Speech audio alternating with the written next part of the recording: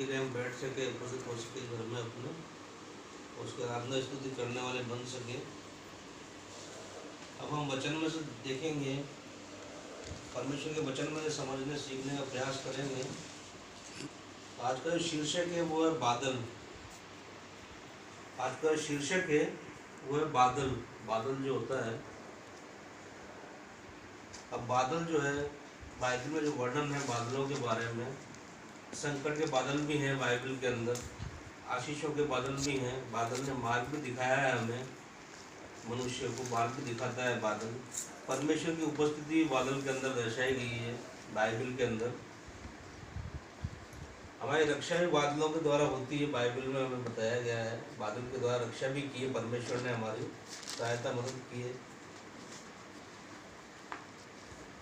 इसी तरह से अंत में अब जो है बादल के रूप में न्याय का आना प्रकट होगा पृथ्वी पर। न्याय जो है वो बादल के रूप में आएगा, बादल के साथ आएगा। न्याय करने के लिए जो न्याय आएगा पृथ्वी पर वो भी बादल के साथ आएगा। ये हमने वचन में पढ़ते हैं और सीखते हैं। हम यहाँ पर जानने का प्रयास करेंगे कि संकट के बादल जो होते हैं, संकट के बादल किस तरह के हैं। जो पहला इसके एवज में बाइबल में हमने पाठ पढ़े, उत्पत्ति 7 1 से 16 आयत तक, और दूसरा पढ़ा हमने प्रेरितों का काम पहला अध्याय 6 से 11 आयत तक। इन दोनों जगहों से और कुछ रेफरेंस हम देखेंगे कि बादलों के बारे में बाइबल क्या कहती है। बादल यदि हमें दिखाई दे तो हमें किन किन बातों को स्मरण करना चाहिए अपने जीवन में।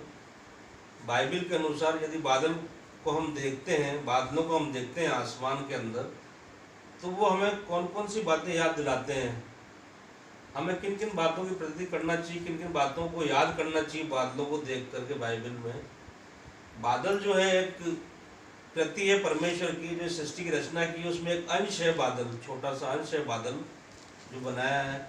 मगर परमेश्वर ने उसी बादल के द्वारा इस पृथ्वी को आशीष दिए, वर्षा रूपी आशीष। उसके बिना कुछ भी संभव नहीं है इस दुनिया के अंदर, बारिश के बिना। उसी बादल में परमेश्वर ने अपना तेज प्रकट किया है कई बार। उसी बादल से परमेश्वर ने लोगों को राह दिखाई है, सत्य की राह पे लोगों को चलाया उसी बादल के प्रकाश में। उसी बादल से उसने कई बार लोगों को छुपाया है, ढांपा है, उनकी रक्षा करने के लिए। तो बादल का जो है हमारे जीवनों में बाइबल के अनुसार क्या महत्व होना चाहिए कि जब भी हम बादल को देखें आकाश के अंदर तो हमें क्या क्या चीज़ें स्मरण आना चाहिए, क्या क्या बातें याद आना चाहिए, वो हम जाने, बाइबल से जानने का प्रयास करेंगे। संकट के बादल जो हमने उत्पत्ति 7 अध्याय 16 आयत पढ़ा, जो जल प्रलय का जिक्र है, वहाँ पर जल प्रलय के द्वारा जो परमेश्वर ने सृष्टि की को नष्ट किया, मनुष्य को नष्ट किया इस पृथ्वी के ऊपर से जल प्रलय के द्वारा, क्योंकि इतनी बुराइयां, इतने पाप जो बढ़ चुके थे पृथ्वी के ऊपर, जो परमेश्वर की नजरों में बिल्कुल उचित नहीं थे। लोग वैसे बन गए थे जो परमेश्वर नहीं चाहते थे। इस वजह से वो जल प्रलय के द्वारा परमेश्वर ने सृष्टि पर से मनुष्य को नष्ट किया और नूह को अपने प्रति धर्मी पा करके उसे अपना वचन दिया, उसे जहाज बनाने के लिए कहा, जहाँ पर कहीं बारिश का अता पता भी नहीं था उस समय में। उस समय उससे कहा कि मैं इस पृथ्वी पर मैं बरसाऊंगा और इसको जल प्रलय से नष्ट करूंगा, तू एक जहाज बना।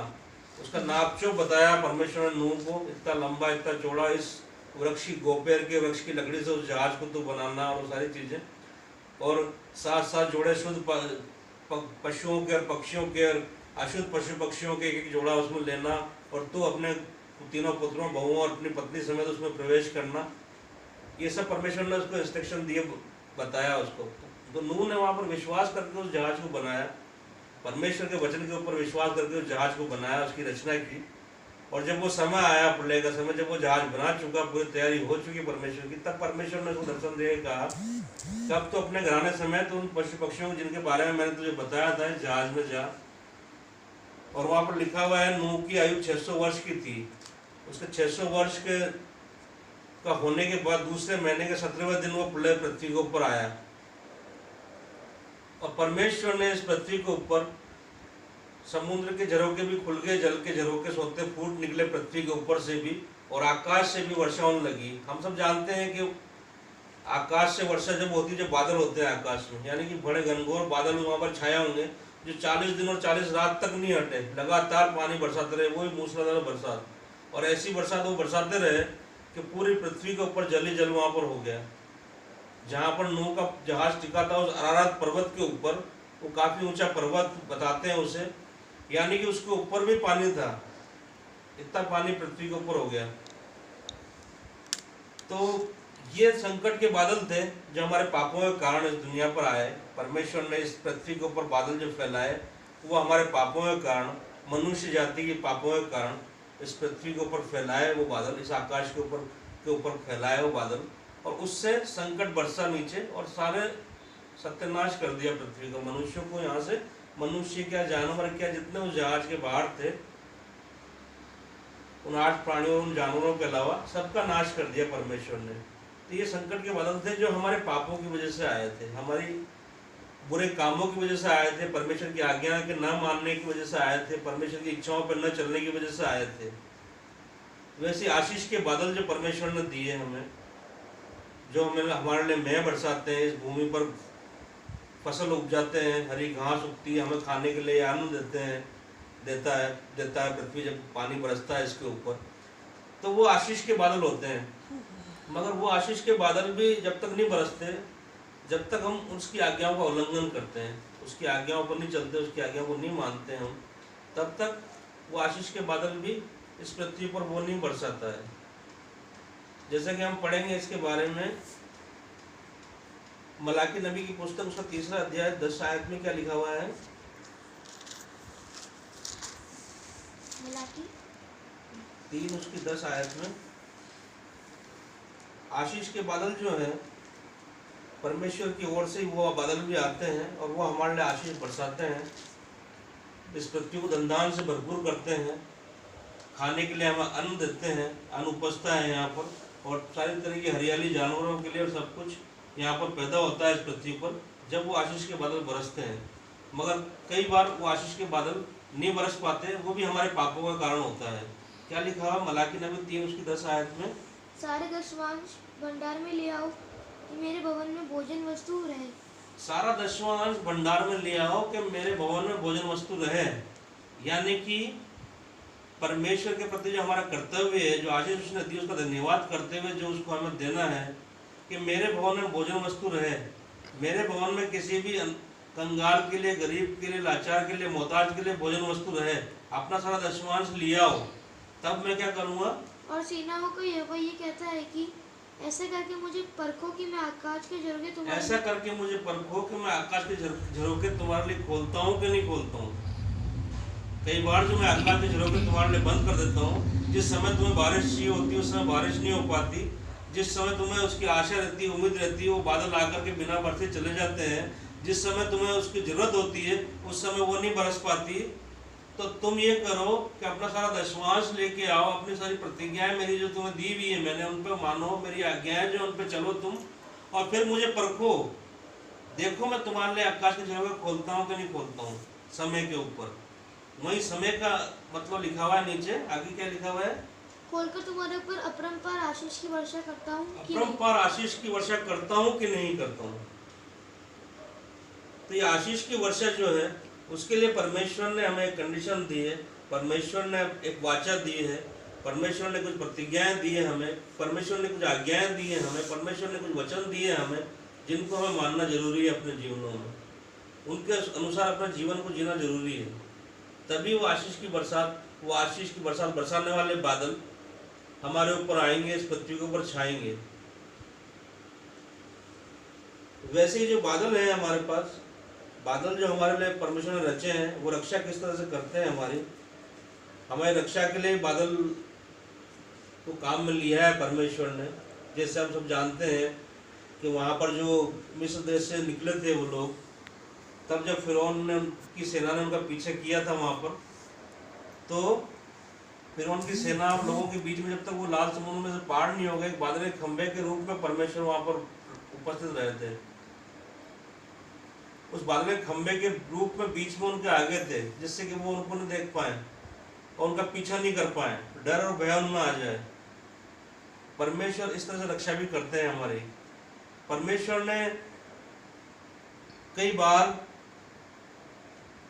हमारी रक्षा की बादलों से, अकाल की स्थिति से हमें छुड़ाया है, बचाया है। जैसे एलिया नबी के बारे में हम पढ़ते हैं वचन के अंदर, पहला राजा उसका 18 अध्याय 43 से 44 आयत तक क्या लिखा हुआ है। पहला राजा 18 अध्याय 44 से 43 से 44।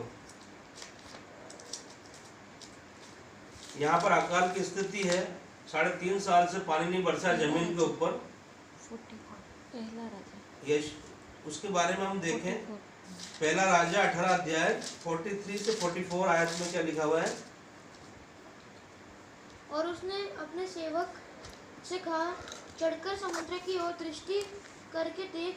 तब उसने चढ़कर देखा और लौटकर कहा, कुछ नहीं दिखता। इसके पहले ये करमेल पर्वत की बात है, जहाँ पर 3.5 साल से पानी नहीं बरसा, अकाल पड़ा हुआ है। और एलिया ने उसके लिए प्रार्थना की और 3.5 साल तक वो मैं नहीं बरसा था, रुका हुआ था। तब वो सब लोग जो परमेश्वर को पहचान गए, दीन और नम्र हुए उसी पर्वत के ऊपर, उन्होंने जाना सच्चे परमेश्वर को, माना सच्चे परमेश्वर को, तो वहाँ परमेश्वर ने अपनी उपस्थिति जाहिर की उनके सामने। एक आग के रूप में आग बरसा करके उस वेदी की भेंट के ऊपर, और परमेश्वर ने अपनी उपस्थिति जाहिर की वहाँ पर। तब वहाँ पर एलिया ने प्रार्थना की परमेश्वर से पानी बरसने के लिए, जब प्रार्थना की परमेश्वर ने, और उस आहाब राजा से कहा कि जब आप चैन से रहे तो खा पी, प्रार्थना हमारी सुन ली गई है, पानी बरसेगा। और उसके बाद यहाँ पर 43 आयत में अपने सेवक से कहता है, एलिया नबी अपने किसी सेवक से कहता है कि जाकर देखना पहाड़ की चोटी पे से उधर समुद्र की तरफ देख, तुझे क्या दिखाई देता है। उसने आगे कहा, मुझे कुछ भी दिखाई नहीं देता। उसके बाद एलिया ने कहा, फिर 7 बार जा। फिर 7 बार जाकर देख, बार जा, 7 बार तक जाके देख वहीं से उस समुद्र की तरफ। और जब वो 7वीं बार गया तब क्या देखा उसने। 7वीं बार उसने कहा, देख समुद्र में से मनुष्य का हाथ सा एक छोटा बादल उठ रहा है। एलिया ने कहा, देख समुद्र में से मनुष्य के हाथ की आकृति का एक छोटा बादल उठ रहा है। 7वीं बार जब सेवक ने जाके देखा वहां पर से समुद्र की तरफ निहारा उसने, तब एलिया से कहा, देख समुद्र के अंदर से एक मनुष्य के हाथ जैसा छोटा बादल निकल रहा है। हाँ, फिर एलिया ने कहा, आपके पास जाकर कहे, रथ जुटवा कर नीचे जा, कहीं ऐसा ना हो कि तो वर्षा के कारण रुक जाए। थोड़ी ही देर में आकाश तब एलिया ने उस आहाब राजा के पास खबर भेजी कि रथ जुटवा के नीचे जा, अपने राजभवन में जा, कहीं ऐसा ना हो तो बरसात के मारे में नीचे नहीं उतर पाए, जा नहीं पाए। और फिर क्या हुआ। थोड़ी देर में आकाश वायु से उड़ाई हुई घटाओं और थोड़ी देर में आकाश वायु से उड़ाई हुई घटाओं से भर गया, घनघोर बादल छा गए। वो थे लोगों की रक्षा के बादल, वो थे आशीष के बादल, जो 3.5 साल बाद लोगों ने देखे थे, जिन्हें परमेश्वर ने एक छोटे से हाथ के रूप में समुद्र में से निकाल करके, एक रक्षा का प्रतीक जो है, एक हाथ के रूप में, आश्वासन का जो प्रतीक है, हाथ जिससे देते हैं हम किसी को, वो समुद्र में दूर वो चिन्ह प्रकट किया। बादल एक हाथ के रूप में उस सेवक को दिखाई दिया, और कुछ ही देर में उसने राजा के पास खबर भिजवाई कि अब तू यहाँ से जा, नहीं तो बरसात के मारे जा नहीं पाएगा। और इतनी सी देर में हवाओं के कारण आसमान बादलों से ढक गया, घनघोर घटाओं से ढक गया। और फिर हुई वहां पर बरकत की बारिश जो होती है, आशीष की बरसात हुई, लोगों की रक्षा हुई, लोगों के प्राण बचाए गए वहां पर उस बादल के द्वारा। तो वो हमारी रक्षा भी करता है, वो हमारी अगुवाई करता है। इसी को हम देखें निर्गमन 14 19 और 20 आयत में क्या लिखा हुआ है। निर्गमन 14 उसका 19 से 20 आयत तक उसमें क्या लिखा हुआ है। तो परमेश्वर का दूत जो इजरायली सेना के आगे आगे चला करता था, जाकर उनके पीछे हो गया, और बादल का खंभा उनके आगे से हटकर उनके पीछे जा ठहरा। हाँ, बादल का खंभा उनके आगे से हट करके फिरौन की सेना और इस्राएलियों के बीच में जा ठहरा वो, जिसकी वजह से वो उनको पकड़ नहीं पाए, जिसकी वजह से वो वहां तक पहुंच नहीं पाए। परमेश्वर की रक्षा वहां पर हुई, परमेश्वर के द्वारा अपने लोगों की रक्षा वहां पर हुई। इस तरह से जो बादल है, परमेश्वर का जो बादल है, हम उसकी बात यहाँ पर कर रहे हैं कि बादल को परमेश्वर ने किन किन कामों के लिए अपने यूज किया है, बाइबल के अनुसार किन किन कामों के लिए जरिया बनाया है बादल को, वो हम सीखने का प्रयास कर रहे हैं यहाँ से। तो संकट में हमारी रक्षा करते हैं बादल, आशीष की बरसात वो करते हैं बादल हमारे लिए। हमें मार्ग दिखाते हैं बादल। निर्गमन 13 अध्याय 1 से 22 आयत में क्या लिखा हुआ है? निर्गमन 13 उसकी 21 से 22 आयत में, निर्गमन 13, 21 और 22। और यहोवा उन्हें दिन को मार्ग दिखाने के लिए मेघ के खंभे में, और परमेश्वर यहोवा उनको दिन को मार्ग दिखाने के लिए मेघ के खंभे में, मेघ यानी कि बादल के खंभे के रूप में, और रात को मार्ग दिखाने के लिए उसी बादल में प्रकाश दे करके रोशनी के रूप में उनकी अगुवाई करता था। उस मार्ग के अंदर उनको लिए चलता था। वो निशान था सामने जिसके पीछे उन्हें चलना था, वो उन्हें राह दिखाता था। उनको और मार्ग ढूंढने की आवश्यकता नहीं थी। एक खंभे को परमेश्वर ने अपने काम में लिया, एक बादल को परमेश्वर ने काम में लिया अपने लोगों को मार्ग दिखाने के लिए, एक सत्य का मार्ग दिखाने के लिए, एक सच्चा मार्ग दिखाने के लिए। और दिन के अंदर वो बादल उनके सामने चलता था, और रात में उसी बादल में आग जल के उनके सामने चलते थे ताकि वो प्रकाश पा सकें। रोशनी में लिए चला उनको, वो उजाले में लिए चला वो बादल उनको। तो परमेश्वर हमें इसके द्वारा मार्ग दिखाता है। सच्चाई का मार्ग जो है, परमेश्वर की उपस्थिति इस बादल में रहती है। परमेश्वर की उपस्थिति इस बादल में है, क्योंकि परमेश्वर का तेज इतना है। परमेश्वर ने मूसा से कहा कि तू मेरे मुख के दर्शन नहीं कर सकता, क्योंकि मेरे मुख के दर्शन कोई मनुष्य नहीं कर सकता, वो मर जाएगा, मुझे देख नहीं सकता कोई भी, मेरी छाया के भी दर्शन नहीं कर सकता, मेरी छाया भी उस पर नहीं पड़ना चाहिए किसी पापी पे। इतना पाक साफ और शुद्ध है परमेश्वर। तो परमेश्वर ने अपनी उपस्थिति उस बादल के अंदर बनाई, परमेश्वर ने अपनी मौजूदगी उस बादल के अंदर बनाई। निर्गम 24, 15 और 16 आयत में बताती है। निर्गमन 24, 15 और 16 आयत में बताती है इस बारे में। तब मूसा पर्वत पर चढ़ गया और बादल ने पर्वत को छा लिया। यहाँ पर मूसा उन 10 आज्ञाओं को लेकर, उस व्यवस्था को लेने के लिए पर्वत पर चढ़ गया। सीने पर्वत की बात है, सीने पर्वत के ऊपर चढ़ गया और बादल ने उस पर्वत को छा लिया। बादल ने उस पर्वत को क्यों छा लिया? ताकि लोग परमेश्वर को नहीं निहार सके। बादल ने वहां पर छा करके अंधेरा कर दिया। परमेश्वर के और मनुष्यों के बीच में वो बादल आ गया, घनघोर बादल ने पर्वत को छा लिया कि लोग मर नहीं जाए, ये पापी मनुष्य मर नहीं जाए। वैसे प्रभु यीशु मसीह एक बादल के रूप में हमारे और परमेश्वर के बीच में आ गए। उस समय उसका क्रोध जब भड़कने वाला था, उसका क्रोध जो खतरनाक क्रोध उसका हमारे ऊपर भड़कने वाला था, उसके बीच में प्रभु यीशु मसीह एक बादल के रूप में हमारे और परमेश्वर के बीच में आ गए कि उसका सीधा क्रोध हम पे न भड़क जाए। उसी बादल के रूप में प्रभु यीशु मसीह ने उसके अनुग्रह को, उसके धीरज को, उसकी दया को बढ़ा दिया, और जो अभी तक हमारे लिए है और अभी तक इस पृथ्वी के सब लोगों के लिए है वो दया। तो पर्वत को बादल ने छा दिया। फिर क्या हुआ? तब यहोवा के तेज ने सीने पर्वत पर निवास किया। तब यहोवा के तेज में, तब परमेश्वर के तेज ने सीने पर्वत पर निवास किया। तब वो उतर आया। पहले क्या हुआ? बादल ने पूरे पर्वत को छा दिया। बादल ने मनुष्यों के बीच में, परमेश्वर के बीच में आड़ कर दी अपनी घटाओं से। घनघोर बादल ने उसको छा लिया। उसके बाद परमेश्वर का तेज जो है, जिसको कोई सहन नहीं कर सकता, कोई पापी मनुष्य, कोई मेला कुलचला जीवन लेकर के, अपना पाप में पड़ा हुआ जीवन लेकर के अपना उसके सामने नहीं जा सकता। अपने मन को पाक साफ और शुद्ध किए बिना उसके सामने नहीं जा सकता। उसको मालूम है परमेश्वर को, इसलिए पहले बादल ने उसको छा लिया। उसके बाद परमेश्वर का तेज उस पर्वत के ऊपर उतर आया। फिर क्या हुआ आगे? और वह बादल उस पर 6 दिन तक छाया रहा। और वो बादल उस पर 6 दिन तक छाया रहा, जब तक परमेश्वर ने अपनी पूरी बात, जब तक परमेश्वर ने अपनी पूरी योजना मूसा को नहीं बता दी, तब तक वो बादल उस पर छाया रहा कि लोग मेरे प्रकाश को नहीं सहन कर सकते, लोग मेरे मुंह के दर्शन नहीं कर सकते। जब मूसा ने कहा परमेश्वर से कि मुझे तेरे दर्शन चाहिए, मुझे तेरे देखना है, तब परमेश्वर ने कहा कि मनुष्य मेरे मुख के दर्शन नहीं कर सकता। फिर भी एक काम कर, एक दरार में परमेश्वर ने उसको छुपाया रखा, एक दरार में से उसको देखने दिया, और उस दरार के बराबर अपना हाथ रखा इस तरह से, और उसके सामने से वो निकला। और जब वो निकल गया तब उसने वो हाथ उठाया तो मूसा उसकी पीठ के दर्शन कर पाया। उसके मुख के दर्शन कोई मनुष्य नहीं कर सकता। तो उसी को यहाँ पर बादल को एक आड़ के रूप में परमेश्वर ने काम में लिया कि मेरी प्रजा के लोग, मेरे लोग, इस दुनिया के सारे लोग नष्ट न हो जाएं, मर न जाएं, जब मैं आपके उपस्थित हो जाऊं। इनके इन बुरे कामों की वजह से, इनके इन पापों की वजह से अगर मैं आकर उपस्थित हो जाऊं तो ये मर जाएंगे वैसे ही। इसीलिए उस पर्वत पर 6 दिन तक वो बादल छाया रहा। इसीलिए प्रभु यीशु मसीह ने एक बादल के रूप में हमारे और उसके बीच में एक आवरण बना रखा है।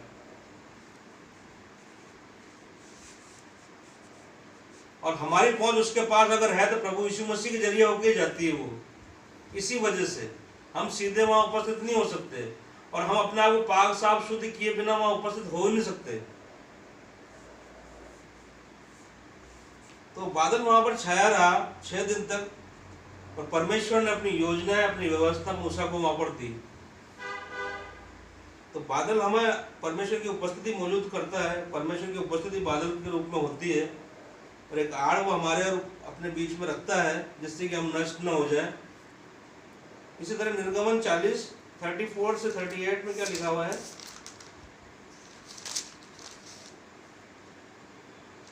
इज़राइल के घराने की सारी यात्रा में दिन को तो यहोवा का बादल निवास पर और रात को उसी बादल में आग उन सबों। इस्राएल की सारी यात्रा में परमेश्वर यहोवा का बादल, यहाँ पर शब्द आ गया परमेश्वर का बादल। यहाँ पर शब्द आया परमेश्वर का बादल। परमेश्वर का बादल था वो। परमेश्वर का बादल उस तंबू के द्वार के ऊपर ठहरा रहता था, उस पवित्र स्थान के ऊपर ठहरा रहता था जब वो इस्राएली लोग वहां ठहरते थे, वहां रुकते थे। आगे क्या लिखा हुआ है? और रात को उसी बादल में आग उन सबों को दिखाई दिया करती थी। और रात में आग उस बादल के अंदर उनको सभी को दिखाई दिया करती थी, जिसकी रोशनी में वो जंगल में रहते थे, जिसकी रोशनी में वो चला करते थे। इसी तरह हम पढ़ेंगे मत्ती रचित सुसमाचार 17 अध्याय, उसकी 5 आयत क्या कहती है? वो बोल ही रहा था कि एक उजले बादल ने उन्हें छा लिया, और उस बादल में से ये शब्द निकला, ये मेरा प्रिय पुत्र है जिससे मैं प्रसन्न हूँ। प्रभु यीशु मसीह का रूपांतरण वाली घटना है ये। जब याकूब, यूहन्ना और एक और चला अंद्रिया, शायद उनको लेकर के परमेश्वर उस पहाड़ पे गया था। वहां पर एलिया और मूसा प्रकट हुए उनके सामने, और चेलों ने उन्हें देखा, और चेलों ने कहा यहाँ क्यों ना, प्रभु यीशु मसीह ने कहा क्यों ना हम यहाँ 3 मंडप बनाए, एक तेरे लिए और एक एलिया के लिए, एक मूसा के लिए। जब वो ये बातें कर रहे थे, जब घनघोर बादल ने उनको छा लिया, परमेश्वर वहां पर उतरा है। वो चेले यानी कि उसका दर्शन नहीं कर सकते थे, इसलिए घनघोर बादल ने वहां पर वो छा लिया।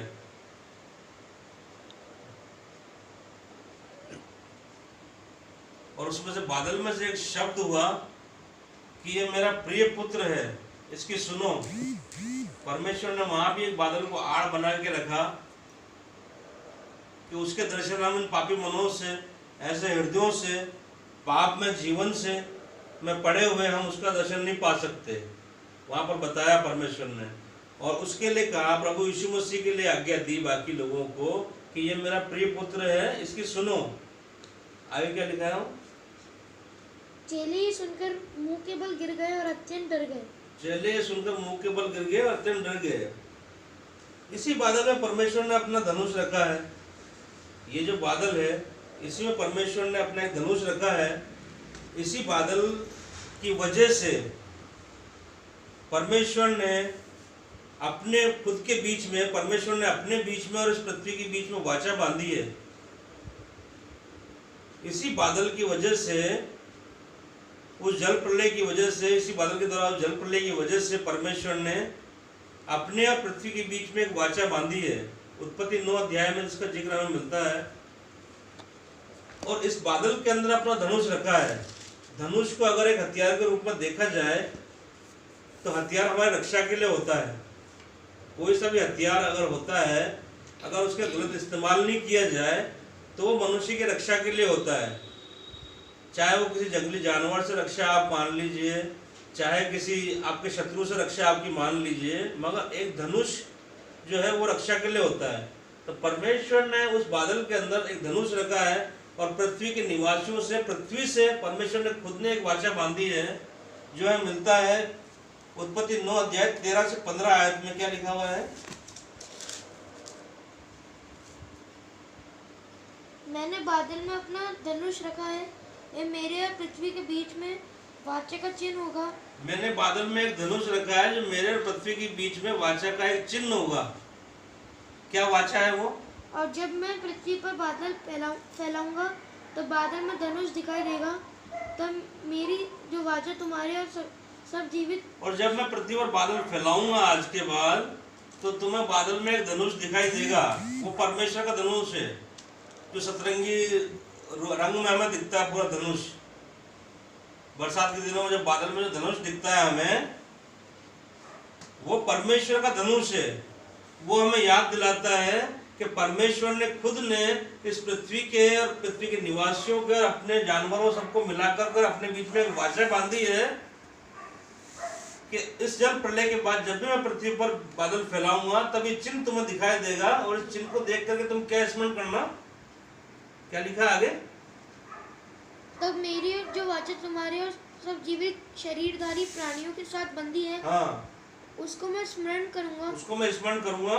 तब ऐसा जल प्रलय फिर ना होगा जिससे सब प्राणियों का तब विनाश फिर ऐसा जल प्रलय दोबारा नहीं होगा जिससे सब प्राणियों का, मनुष्यों का, सबका मैं नाश कर दूं।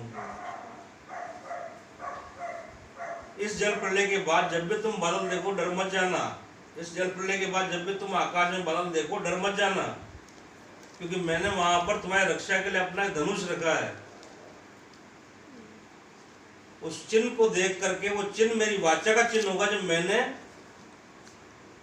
अपने और पृथ्वी के लोगों के बीच में, पृथ्वी के जानवरों के बीच में, पृथ्वी से मैंने जो बांधी है कि उसके आज के बाद जब भी मैं बादल फैलाऊंगा वो जल प्रलय के द्वारा किसी का, सबको नष्ट नहीं करूंगा। सबको लिखा है वहां पर, सबको, जैसे उस समय पूरी सृष्टि को के प्राणियों को नष्ट कर दिया था उसने, वैसे सबको नष्ट नहीं करूंगा।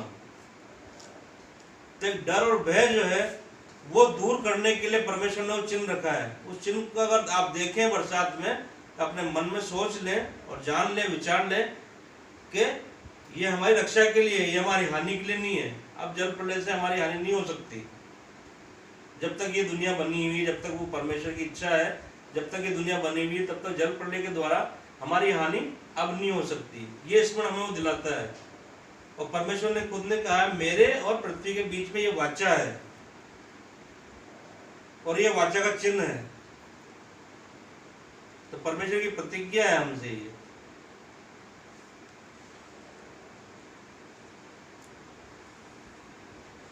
फिर तो काम पहला अध्याय 6 से 11 आयत तक जो हमने पढ़ा वचन, यहाँ पर जो है चेले प्रभु यीशु मसीह के जिंदा होने के बाद, जी उठने के बाद, पुनरुत्थान के बाद, तीसरे दिन जब प्रभु यीशु मसीह का पुनरुत्थान हुआ तब चेले वहाँ पर इकट्ठा हैं उसके पास में और उससे बातें कर रहे हैं और उससे पूछ रहे हैं कि हे प्रभु, क्या तू इस्राएल को राज्य इस समय वापस फेर देगा? तब उसने चेलों से कहा कि इन समयों का और भेदों का, कालों का को पाना मेरा काम नहीं है कि क्या कब होगा, क्या कब नहीं होगा। ये परमेश्वर की योजना है सारी। प्रभु यीशु मसीह ने वहां पर परमेश्वर को महान बताया है, परमेश्वर को बताया है कि वो उसी के हाथ में सब कुछ है, कि वो कब किस तरह से क्या करेगा। और यहीं पर ही जैसे आगे जो बात है उनके, मगर उनसे प्रभु यीशु मसीह ने कहा जब तक सामर्थ्य नहीं पाओ उस पवित्र आत्मा की, तब तक इसी नगर में ठहरे रहना, तब तक यहीं ठहरे रहना। और ये सब बातें करते हुए वो ऊपर उठा लिया गया, बादलों ने उसे ऊपर उठा लिया गया, स्वर्ग में ऊपर उठा लिया गया परमेश्वर के द्वारा, और बादलों ने उसे उनकी आंखों से छिपा लिया, और बादलों ने उसे उनकी आंखों से छिपा लिया। परमेश्वर ने जैसे उन बादलों के जरिए उस सीने पर्वत पर अपना आप को छुपाया, परमेश्वर ने जैसे इस सृष्टि के लोगों से अपने आप को छुपाया कि ये नष्ट न हो जाए, मेरे तेज को ये नहीं देख सकते, इस तरह के मनों को लेके, इस तरह के पापों को अपने अंदर रख करके मेरी उपस्थिति में ये मौजूद नहीं रह सकते, खड़े नहीं रह सकते, ये मर जाएंगे, ये नष्ट हो जाएंगे। तो परमेश्वर ने अपना आप को और मनुष्यों के बीच में वो बादल का आवरण रखा। और यहाँ पर प्रभु यीशु मसीह को जब उसने ऊपर उठाया तो उस बादल के जरिए ही, अपने उस बादल के जरिए जो उसके मिलाप वाले तंबू पर ठहरा रहता था, उसके पवित्र स्थान पर ठहरा रहता था, उसी बादल के जरिए उसने प्रभु यीशु मसीह को अपने अंदर छुपा लिया। अपने अंदर संभाल लिया, ऊपर बुला लिया प्रभु यीशु मसीह को अपने साथ, और चेले ये देखते रहे। वहीं पर आगे क्या लिखा हुआ है, 11 आयत से पढ़ना। और उनसे कहा, हे गलीली पुरुषों, तुम क्यों खड़े तब वहां पर 2 स्वर्गदूत श्वेत वस्त्र पहने हुए उपस्थित हो गए और उन लोगों से कहा, प्रभु यीशु मसीह के चेलों से उन्होंने कहा, क्या कहा, तुम क्यों खड़े आकाश की ओर देख रहे हो? यही यीशु जो तुम्हारे पास से स्वर्ग पर उठा लिया गया, हाँ, यही यीशु जो तुम्हारे पास से स्वर्ग पर उठा लिया गया है, इसको तुम उसी रीति से, जिस रीति से उठा लिया गया उसी रीति से फिर आता हुआ देखोगे। उसी रीति से मतलब जिन बादलों के द्वारा ये उठा लिया गया, उन्हीं बादलों पर से फिर आता देखोगे। वो बादल जो होंगे वो हमारे न्याय के बादल होंगे। वो बादल रूपी सिंहासन पर जिसमें बैठ के प्रभु यीशु मसीह आएंगे, वो सिंहासन जो होगा वो न्याय का सिंहासन है जिसमें प्रभु यीशु मसीह विराजमान होंगे। और उसी रूप में, जिस रूप से वो उठा लिया गया है, उसे तुम फिर आता हुआ देखोगे। वो कई लोगों के लिए उस समय संकट के बादल होंगे, वो कई लोगों के लिए परेशानी के बादल होंगे, वो कई लोगों के लिए डर और भय के बादल होंगे उस समय, वो कई लोगों के लिए मुसीबत के बादल होंगे। मगर विश्वासियों के लिए वो आनंद के बादल होंगे। मगर विश्वासी जो प्रभु यीशु मसीह पर विश्वास करते हैं, उसकी राहों पर चलते हैं, परमेश्वर के वचन पे चलते हैं, परमेश्वर का भय मानते हैं अपने जीवन में, उनके लिए वो बादल आनंद के बादल होंगे, आशीष के बादल होंगे। मत्ती रचित सुसमाचार 24 अध्याय 29 से 31 आयत क्या कहती है?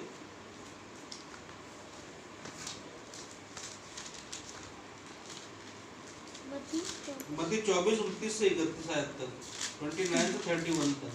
24। उन दिनों के क्लेश के तुरंत बाद सूर्य अंधियारा हो जाएगा और चंद्रमा का आकाश जाता रहेगा और तारे आकाश से गिर पड़ेंगे और आकाश की शक्तियां हिलाई जाएंगी। ये प्रभु यीशु मसीह जो उन 2 स्वर्गदूतों ने आगे के चेलों से कहा कि उसे वैसे ही फिर आता हुआ देखोगे तुम, तो यहाँ मत्ती रचित सुसमाचार के अंदर प्रभु यीशु मसीह अपनी मृत्यु से पहले, अपने उस सलीब के बलिदान से पहले, इस 24 अध्याय में मत्ती के ये भविष्यवाणी कर रहे हैं उनके लिए पहले ही, कि उस समय ये सूर्य अंधियारा हो जाएगा और चंद्रमा प्रकाश देना बंद कर देगा और आकाश की शक्तियां हिलाई जाएंगी, तारे टूट टूट के नीचे गिर पड़ेंगे। और तब क्या होगा? तब मनुष्य के पुत्र का चिन्ह आकाश में दिखाई देगा। तब मनुष्य के पुत्र का चिन्ह आकाश में दिखाई देगा और तब पृथ्वी के सब कुलों के लोग छाती पीटेंगे। मैंने कहा ना, ये कुछ लोगों के लिए पीड़ादायक होगा ये बादल जो होगा, कुछ लोगों के लिए दुख का होगा, कुछ लोगों के लिए पछतावे का बादल होगा ये, कुछ लोगों के लिए भय का बादल होगा ये। तब लोग लिखा है वहां पर छाती पीटेंगे, पछतावा होगा उन्हें कि क्यों विश्वास नहीं कर लिया हमने इस पे। और फिर आगे, और मनुष्य के पुत्र को बड़ी सामर्थ और ऐश्वर्य के साथ आकाश के बादलों पर आते देखेंगे। और मनुष्य के पुत्र को बड़े ऐश्वर्य और सामर्थ के साथ आकाश के बादलों पर आते हुआ देखेंगे, उस सिंहासन पर विराजमान देखेंगे। वो न्याय का सिंहासन होगा, सिंहासन एक बादल के रूप में होगा जिस पर प्रभु यीशु मसीह आएंगे न्याय करने के लिए इस पृथ्वी में। और यही सिंहासन, यही बादल अपने चुने हुओं को, आगे क्या लिखा हुआ है, वही तुरही के बड़े शब्द के साथ अपने दूतों को भेजेगा। हाँ। और वही आकाश के इस छोर से उस छोर तक अपने चुने हुओं को इकट्ठा करेंगे। इसी बादल के रूप में अपने चुने हुओं को अपने अंदर ले लेगा, इसी बादल के ऊपर ले जा करके वो उस अनंत जीवन के उस राज्य में पहुंचा देगा, परमेश्वर के राज्य में अपने चुने हुओं को पहुंचा देगा। तो बादल की जो भूमिका है हमारे जीवनों में, ये बादल जो हमें याद दिलाते हैं परमेश्वर की योजना के तहत। परमेश्वर की योजना जो है उत्पत्ति से लेकर प्रकाशित वाक्य तक, जो पूरी बाइबल है जिसमें परमेश्वर की योजना है, उसमें बादल का एक अहम रोल है। बादल को जब भी हम देखें आकाश के अंदर, तो हमें ये चीज़ें सारी इसमें आ जाना चाहिए। यदि हम पापी हैं तो बादल को देख करके हमें इसमें आ जाना चाहिए कि परमेश्वर ने इन्हीं बादलों की बरसात के जरिए इस सृष्टि पर से मनुष्य का नाश कर दिया था, सब प्राणियों का नाश कर दिया था इसके ऊपर से। इस बादल को जब हम देखें तो हमें याद आना चाहिए कि हमारे पापों के कारण बरसात नहीं होती, तो हमारे पापों से हम फिरें, उससे विनती करें, प्रार्थना करें, तब वो आशीष की बरसात करेगा। इस बादल के को जब देखें हम तो हमें याद होना चाहिए कि इसी सत्य का मार्ग परमेश्वर ने इस बादल के जरिए दिखाया था, अपने लोगों की रक्षा की थी इस बादल के जरिए, और वो क्या स्थिति थी, क्या थी, उससे हम सीख सकते हैं। प्रभु यीशु मसीह का जो उठाया जाना बादलों के द्वारा हुआ, उससे हम देख सकते हैं, जो वचन वहां पर स्वर्गदूतों ने कहा कि उसी रीति से तुम उसे वापस आता हुआ देखोगे। तो यहाँ पर हमारे जीवनों को हम सुधार लें, अपना आकलन हम कर लें, हमारे पापों का अंगीकार हम कर लें और उन्हें छोड़ दें, उस राह से फिर जाएं, मनों को फिरा लें हम अपने, और बदल जाए बिल्कुल हम अपने, और ताकि जब वो चुने हुए को इकट्ठा करे तो हम भी उसको चुने में हों, कहीं छूट नहीं जाए हम। जो कल वचन हमने पढ़ा था कि मार्गी में कहीं वो क्रोध करे और तुम मार्गी में गिर जाओ, रह जाओ।